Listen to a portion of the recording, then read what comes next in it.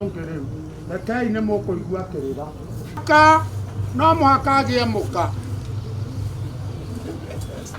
Mwana wa kahĩ cia mwana wa kahĩ. Tarekei ndĩmwĩre kĩmwe gĩacio. Arũmocarĩ. There are exactly 35 young men who have actually undergone the circumcision. But more importantly is that apart from them undergoing that ritual, we have been able to educate them, train them. We have educated them on how to be responsible, how to be respectful to the society, how to be able to be the ones who are providing. They should be able to give back to the society and also defend the women folk of this nation.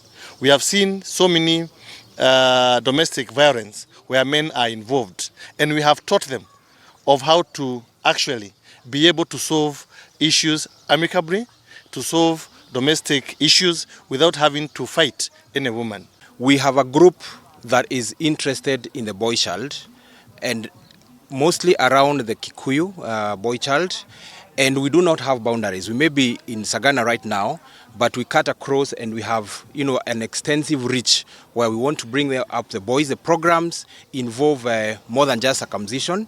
We normally have camps for these boys, especially around this period of COVID and the period that they've been on holiday. We bring them together. We educate them.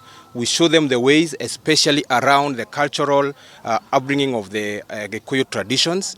And the idea is just to bring them in a way that they are able to, avoid the pitfalls that are facing, the young boys in the society today.